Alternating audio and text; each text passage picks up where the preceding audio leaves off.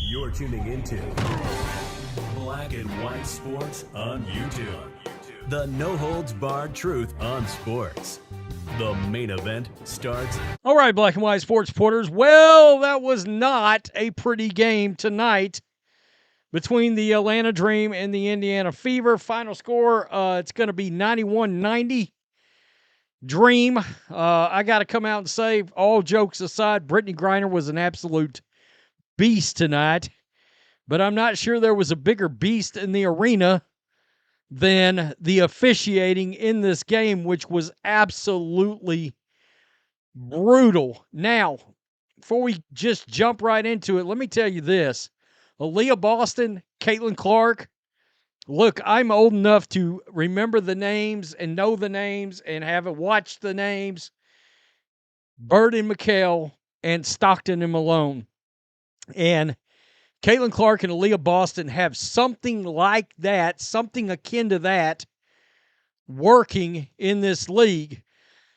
Let's take a look at the final numbers. I got to tell you, number one, shame on the WNBA, because the WNBA and everything that's happened in the last 3 days absolutely wore down this Indiana Fever crowd from the very beginning of this game. That crowd, you could tell, was just fatigued. They were wore out. And I don't blame them. I get it. I absolutely get it. So that's on the WNBA and all their BS. We got to just come out and say it. The original triplets showed up tonight. Aliyah Boston, 24. Kelsey Mitchell, 24. Caitlin Clark had a monster game. 27 points, 11 assists, 5 rebounds. Those 5 rebounds she had in the first half of the game. And I will tell you this, she tied Courtney Vandersloot for the most 20-point, 10-assist games in the history of the league. Caitlin Clark has played 42 games. I believe Courtney is well over 400. Caitlin Clark's going to smash every WNBA record there is, to be honest with you, probably outside of rebounding. We won't go into that. So let's jump into this. My God, the officiating was on full display tonight. It was terrible. Ken Swift, all the national TV exposure, you would think they would want some good officiating to keep the people engaged. This is horrific. It was god-awful. Connor McCaffrey, Caitlin Clark's boyfriend. Good to see the W refs in mid-season form. He cremated them. Good for him. Jason Whitlock. This officiating crew is horrible. Dream, Fever. It was awful. It was terrible. Oh, the refs are hilarious tonight. Yeah, one could argue it helped cost them the game. The WNBA, through officiating, is going to hold Clark and the Fever back. They're going to make games ugly, physical, and boring. They will be the crap officiating to take away what this team, beautiful, fun to watch. I hope not. Caitlin Clark becomes the 4th fastest player to hit 800 points in this game. I had to throw this into this video. There is my boy Bubba Watson right there. He come to watch Caitlin Clark play tonight. 2-time Masters champion in golf. I'm a massive Bubba Watson fan. It was awesome to see him there for this game tonight. I mean, I was like, oh, wow, that is freaking cool. Just on a side note, far as, and this is supposed to be a defensive club, right? I do not remember any any shot clock violations against the Dream at all tonight, where the Fever forced them into shot clock violations. I don't think it happened. I believe it happened at least 3 or 4 times against the Sky the other night. Number one, let's point something out. This Dream team is pretty good. All right, this Atlanta Dream team is pretty good. And I was thinking as they got down and had tied it up, I thought to myself, this is exactly the kind of game that the Indiana Fever need to win. Those ugly slogs, mucked up games.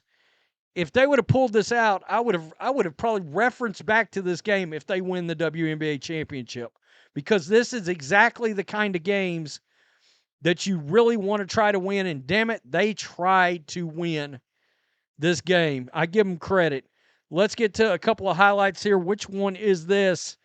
This is Caitlin Clark, one of the deep threes earlier in the game right here. You're going to see this. The kind of screen I'm talking Kelsey, about. back over back for Clark. Boom. And hits a three.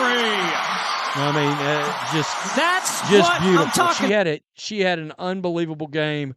Look, the big three tried their best to will this into a victory. Right here, Clark's got the ball. Hole here. Clark looking to get Way going. back. Oh, that's a deep three. Another deep three. I believe she had, and let me just make sure I got this right. She had 5. She was 5 for 11 from 3-point range. Let me go right here. Kelsey Mitchell with the steal, and then it Bubba down Watson, into the long sitting 2. courtside. Kelsey got the steal right here. She drove down the court. It's a 3 over to Caitlin, back for to Mitchell. Kelsey. She will Long launch 2. and Boom. knock down a long Nice. 2. Bubba Real Watson, nice. sitting court. And, of course, right here, one of Caitlin's long bombs later in the game. Right here, it was beautiful. Inside for Jones. Spins on Boston. Reverse. Oh, she got it to go. Difficult angle. Another second chance. Another second chance opportunity. Clark fire away and knocks down a Boom. three. Wow. The Twitter internet, not great sometimes. These videos. One from NBA TV, and this was one that I said when she hit it, that she shot it from down the street and around the bend. It was a long Amazing. three-pointer. That is just that signature Caitlin Clark shot. She will launch. Oh, yeah! She actually got knocked down on that one. That is just that signature Caitlin Clark shot. Yeah, she will launch. Oh, yeah! Unbelievable. Brutal game. Absolutely brutal game. It was a game that was slowed down most of the game. So many damn foul calls in this game made it visually hard to watch at times. It really did.